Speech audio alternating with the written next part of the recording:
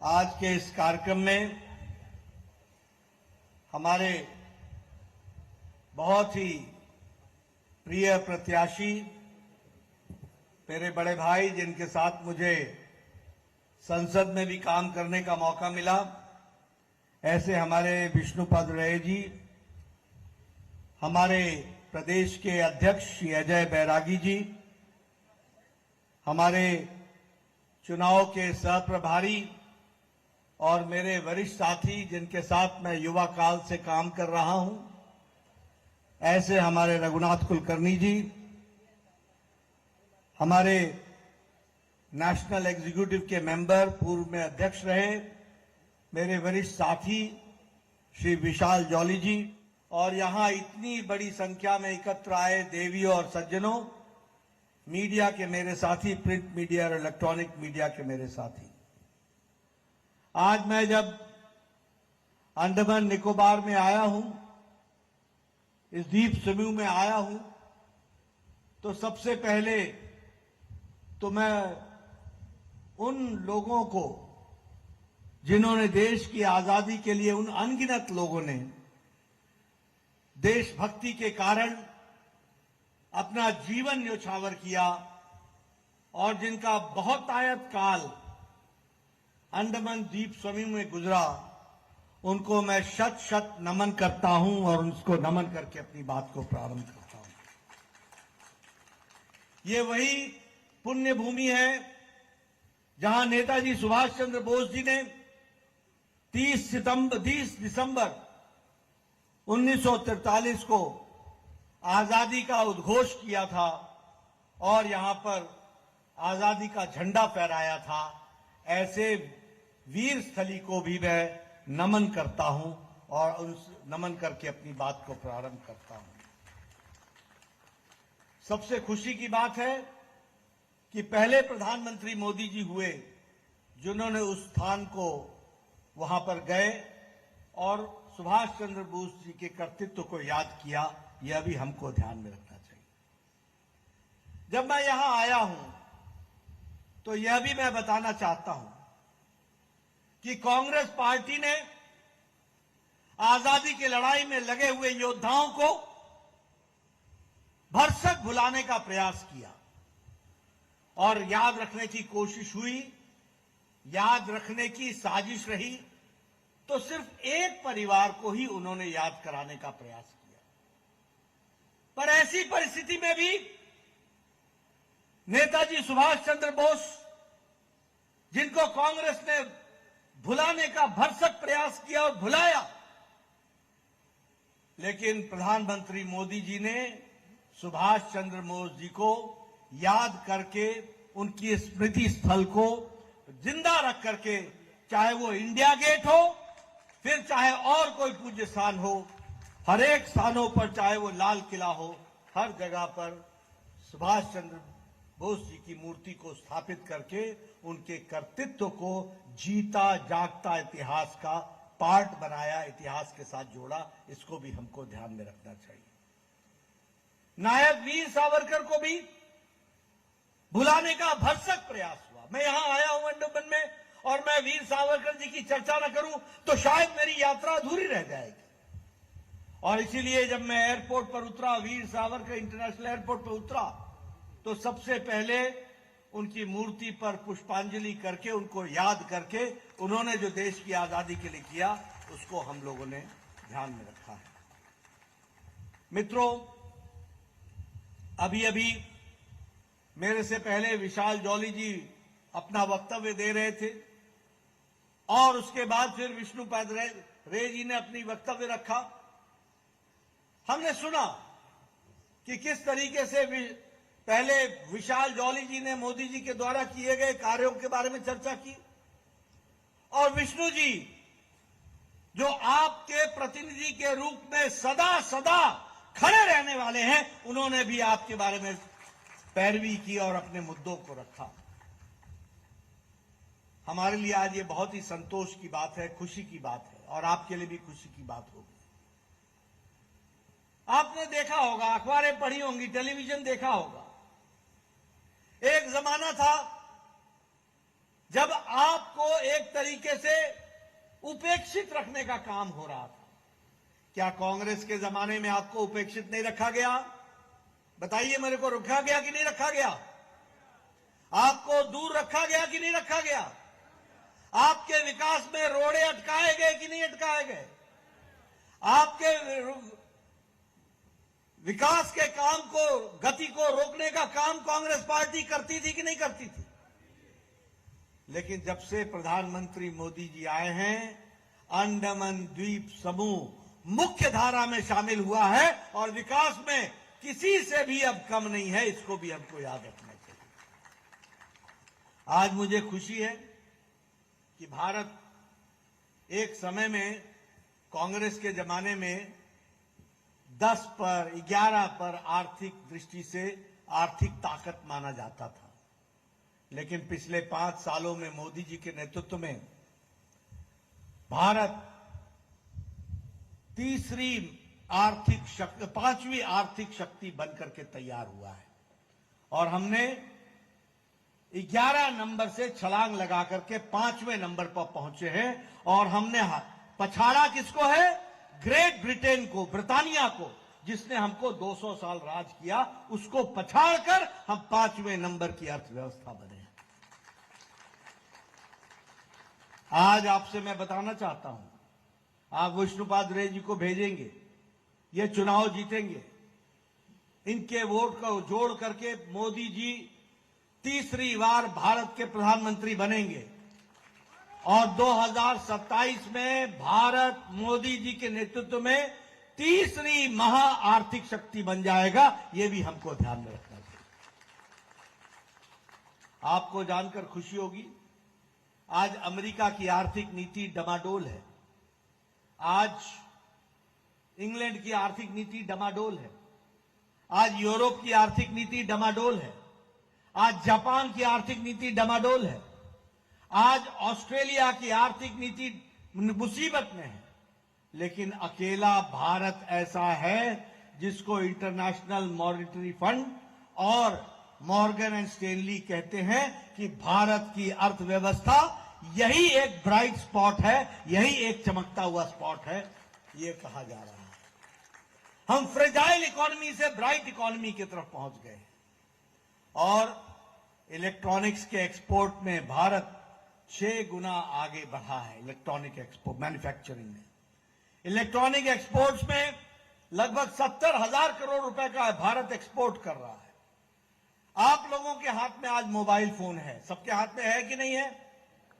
है ना? Mobile phone है कि नहीं है? बताओ भाई। आज से 10 साल पहले इस मोबाइल फोन पर लिखा होता था मेड इन चाइना। आज इस मोबाइल फोन पर लिखा है मेड इन इंडिया। 97% मैन्युफैक्चरिंग अब मोबाइल की भारत में हो रही है। स्टील मैन्युफैक्चरिंग में भारत 4थे नंबर से 2रे नंबर पर आ गया। आपने सुना होगा जापान की कार इंडस्ट्री के बारे में, डैटसन, टोयोटा, इसके बारे में आपने सुना होगा, सुना है ना? आज भारत जापान को पछाड़ करके ऑटोमोबाइल मार्केट में 3रे नंबर का ऑटोमोबाइल मार्केट दुनिया में बन गया, 3रे नंबर का। आज फार्मास्यूटिकल्स में, दवाइयों में भारत दुनिया की डिस्पेंसरी बन गया है। और जब मैं भारत की डिस्पेंसरी बोलता हूं तो आपको ध्यान में रखना चाहिए कि भारत की डिस्पेंसरी बोलने का मतलब यह है कि सबसे सस्ती दवा और सबसे असरदार दवा अगर कोई बना रहा है तो भारत बना रहा है। और भारत का एक्सपोर्ट, भारत का निर्यात 138% बढ़ गया है।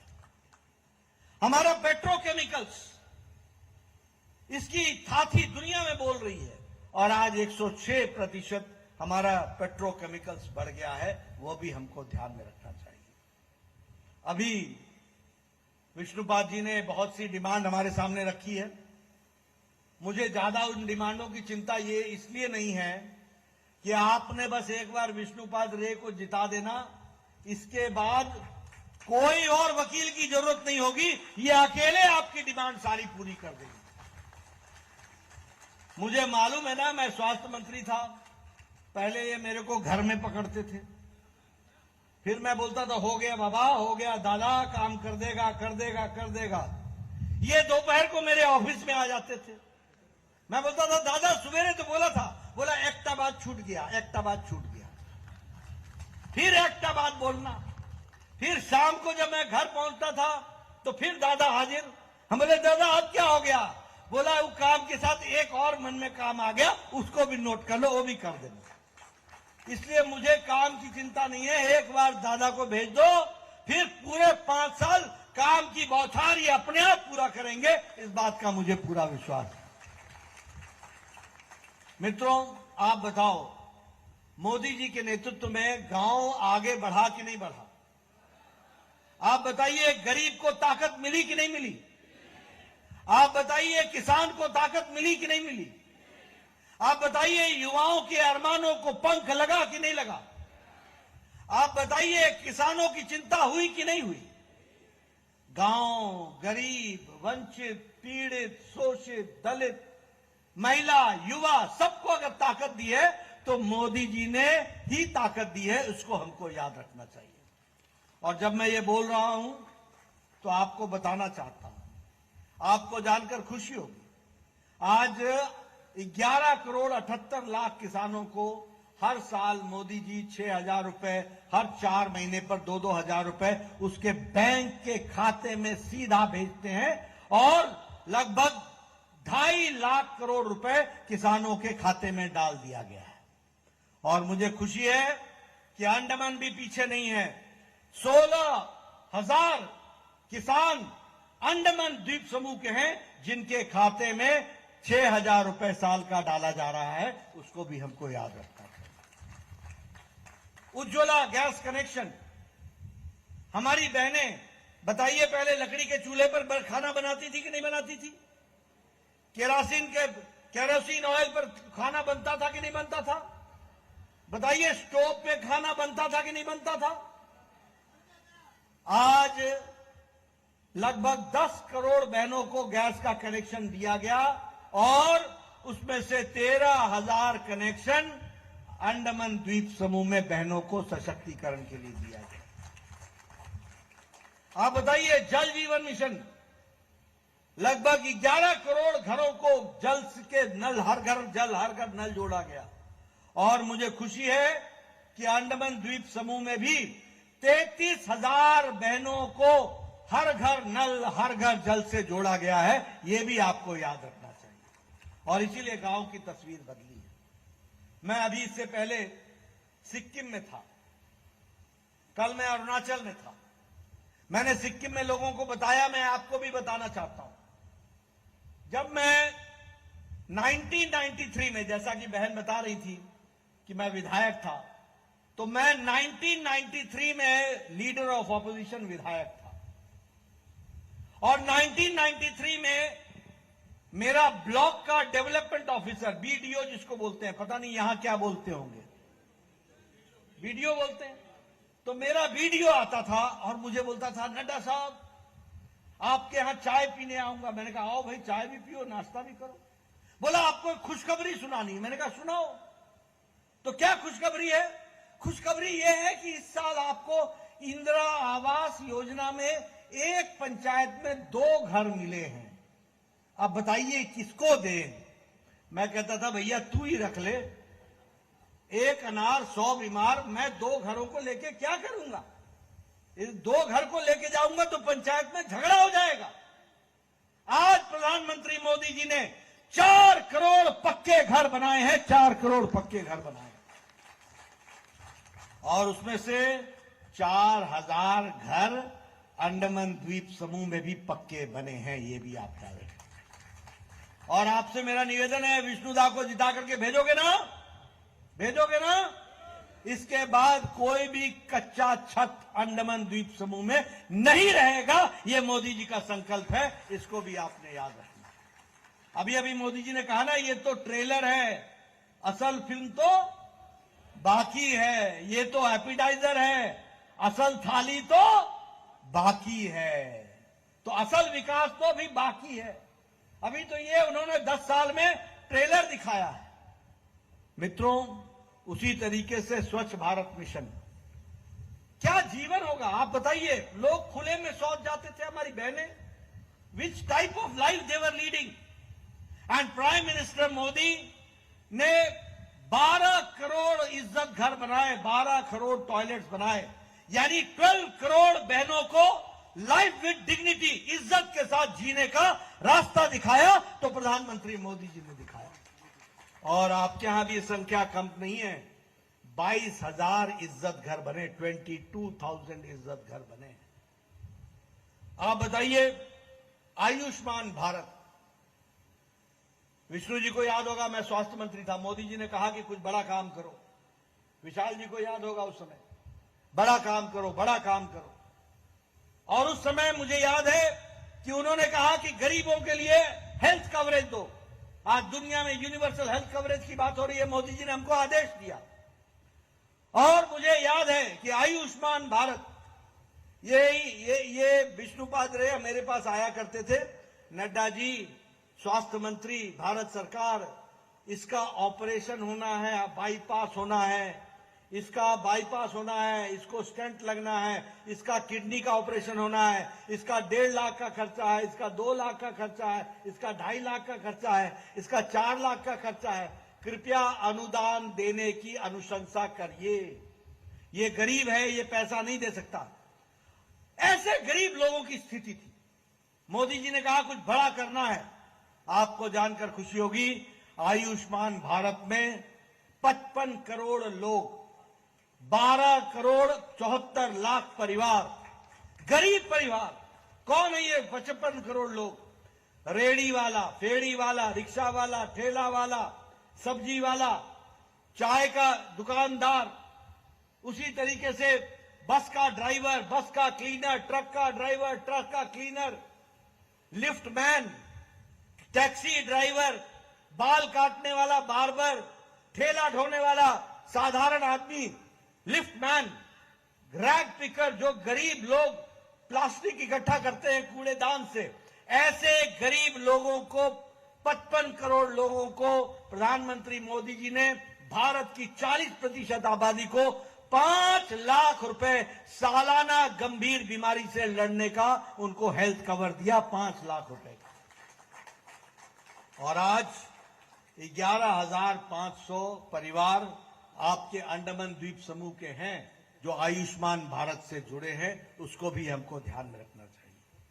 इसलिए विकास की दृष्टि से गांव, गरीब, वंचित, पीड़ित, शोषित, दलित, महिला, युवा, आदिवासी सबकी चिंता की है तो नरेंद्र मोदी जी ने चिंता की है। और यह समय है आपका कि आप 19 तारीख को विष्णुपाद रे जी के माध्यम से मोदी जी की चिंता करो। अगले 5 साल में वो आपकी चिंता करेंगे और देश को आगे बढ़ाएंगे। ये आपको ध्यान में रखना चाहिए। अंडमान निकोबार के विकास के लिए आपको जानकर खुशी होगी कि आपका जो बजट का एलोकेशन है मोदी जी के नेतृत्व में, वह दुगना कर दिया गया है, डबल द साइज कर दिया गया है। ये भी हमको याद रखना चाहिए। आप बताइए, आज 50,000 करोड़ रुपए सालाना हमारे अंडमान द्वीप समूह के विकास के लिए खर्च हो रहा है। आप बताइए, मुझे खुशी है कि आज अंडमान में मेडिकल कॉलेज है ना, विष्णु जी याद है ना? एक्स्ट्रा मेडिकल कॉलेज चाहिए, याद है ना? तो आज आपको मेडिकल कॉलेज मिला हुआ है। उसी तरीके से अंडमान निकोबार को लॉ कॉलेज मिला है और 2016 में लॉ कॉलेज मिला। और उसी तरीके से Andaman Nicobar islands institute of medical sciences, इसका भी इस्टेब्लिशमेंट कर रहे हैं। और इसके साथ साथ डिजिटल रेवोल्यूशन में ऑप्टिकल फाइबर, पहली बार ऑप्टिकल फाइबर, आपने नाम नहीं सुना होगा, आज समुद्र से भी ऑप्टिकल फाइबर को ला करके और 1,224 करोड़ रुपए खर्च करके आपको जोड़ने का काम और अंडमान निकोबार को किया जा रहा है। कांग्रेस के जमाने में तो आपको कांग्रेस सैटेलाइट से देखती थी, सैटेलाइट का जमाना था, कोई इंटरनेट की व्यवस्था और कोई वो नहीं था। और मुझे खुशी है कि जब विष्णुपाद रे थे तभी आपके यहां BSNL का टावर लगा था और तभी मोबाइल आपके हाथ में आया था। ये भी आपको याद रखना चाहिए। मित्रों, आज जिस एयरपोर्ट पर मैं उतरा हूं वो वीर सावरकर इंटरनेशनल एयरपोर्ट, आप देख रहे हैं ना उसकी नई बिल्डिंग, वो इंटरनेशनल एयरपोर्ट के लिए तैयार हो रहा है कि नहीं हुआ है? 700 करोड़ रुपए खर्च होकर के। कभी सुना था कांग्रेस जमाने में 700 करोड़ रुपए अंडमान में खर्च हुआ? बोलो भैया, सुना था कहीं? सुना था? 700 करोड़ रुपए खर्च करने की बात आती थी तो कांग्रेस का दम उखड़ जाता था, दम उखड़ जाता था, सांस फूल जाता था। अंडमान को 700 करोड़, आज मोदी जी ने एक प्रोजेक्ट के लिए 700 करोड़ रुपए दे दिया, ऑप्टिकल फाइबर के लिए 1200 करोड़ रुपए दे दिया, सड़क बनाने के लिए आपको आगे बढ़ा दिया। सागरमाला प्रोजेक्ट में 60 प्रोजेक्ट्स क्रिएट हुए हैं और 7,623 करोड़ रुपए खर्च होंगे। समग्र शिक्षा में 132 करोड़ रुपए खर्च हो रहे हैं और ये बीडनबाद से लेकर के फैररगंज तक नेशनल हाईवे 4 170 करोड़ रुपए की लागत से ये भी तैयार हो रहा है। मैं यहां ये भी आपको बताना चाहूंगा कि पोर्ट ब्लेयर से दिगलीपुर नेशनल हाईवे 4 का काम जो तीव्र गति से चल रहा है, उसमें नॉर्थ मिडिल में कुछ अधूरा रोड रह गया है, उसको भी जल्दी ठीक कर दिया जाएगा और नेशनल हाईवे 4 को ठीक से आगे चलाया जाएगा। उसी तरीके से आज आजाद हिंद फौज ब्रिगेड, उसका भी इनॉग्रेशन हुआ है और जो हमारे 21 बिना नाम के द्वीप समूह थे उनको परमवीर चक्र के सेनानियों के नाम पर उनको नाम से स्थापित किया गया है। इस वीर भूमि को वीरता के साथ प्रधानमंत्री मोदी जी ने जोड़ा है, वो भी हम जानते हैं। मित्रों, विकास की कहानी सुनाने लगूं तो एक पर एक कहानी हम बता सकते हैं। अभी यहां पर ट्रांसशिपमेंट का पोर्ट बनने का योजना बनी है। मित्रों, याद रखना, इसके बाद लोग सिंगापुर भूल जाएंगे, इसके बाद दूसरे पोर्ट भूल जाएंगे, 2 लाख से ज्यादा एम्प्लॉयमेंट होगा और यह अपने आप में ट्रांसशिपमेंट का और शिप का बहुत बड़ा हब बन जाएगा। इसको भी आप याद रखिएगा इसके लिए। और शायद इसमें 73,000 करोड़ रुपए खर्च हो रहा है, 73,000 करोड़ रुपए खर्च हो रहा है।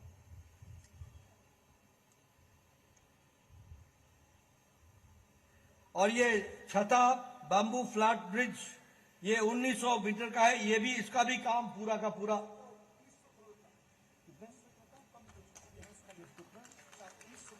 1900 करोड़ रुपए का।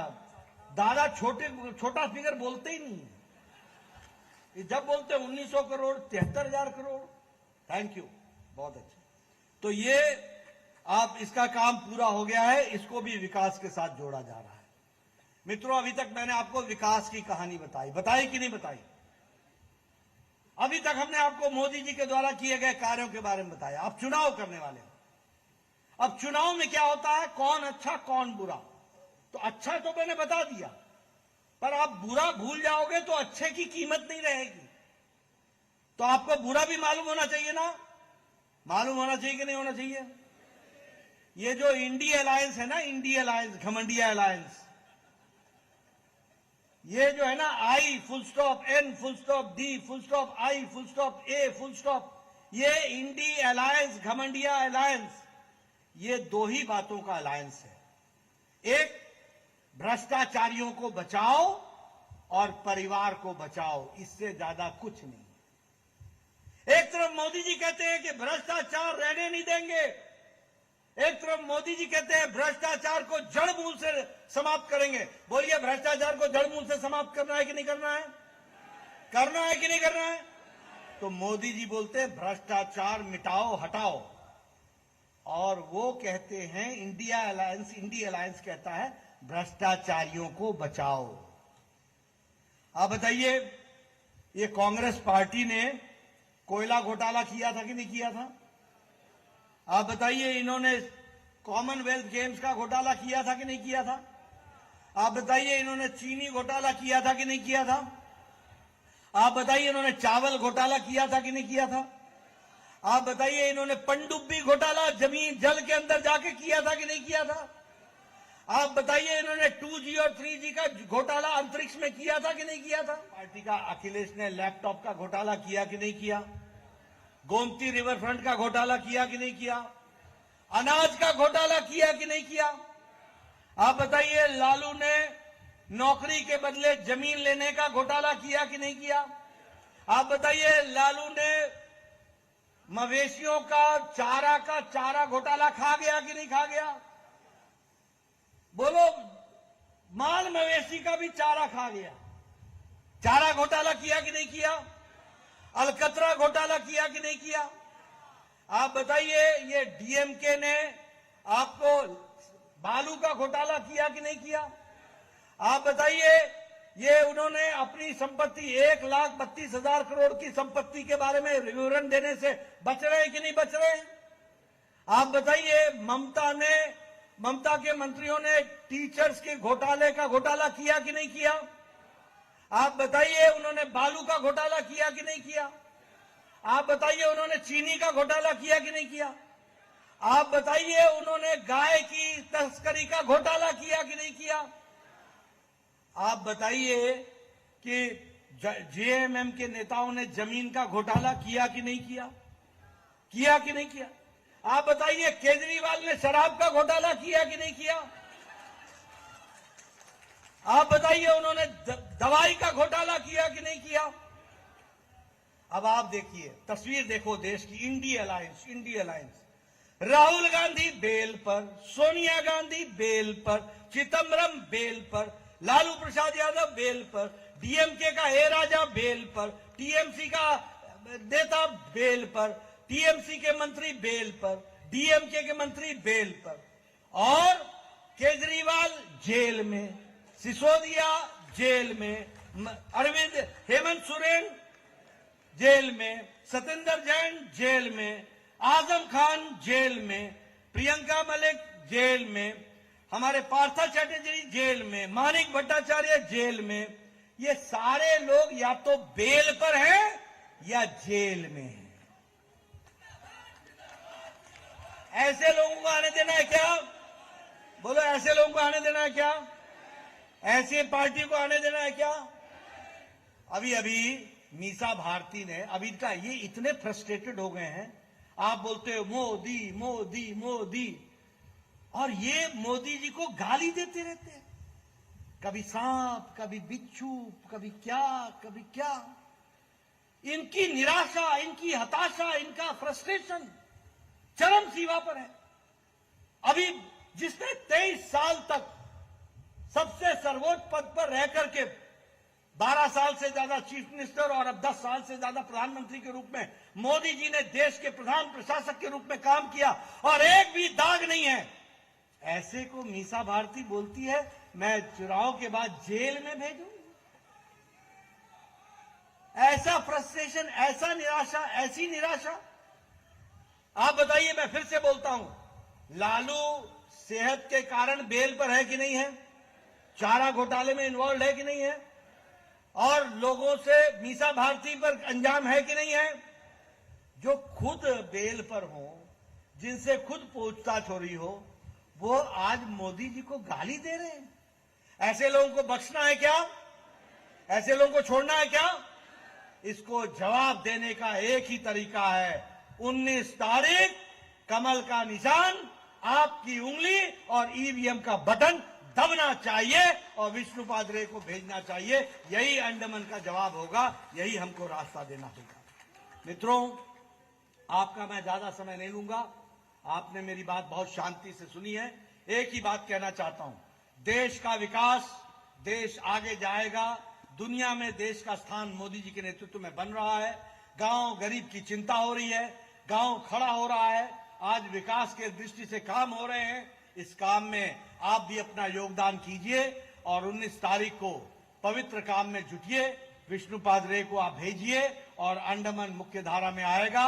और विष्णुदा से मैं कहूंगा, चुनाव के बाद मुझे फिर से बुलाना, मैं जरूर आऊंगा, आप लोगों से और मिलूंगा, आपके गांव तक जाने की कोशिश करूंगा। आपने मेरी बात सुनी, आपका बहुत बहुत धन्यवाद। जय भारत, जय Andaman. If you like this video, then like, share and subscribe to ET Now.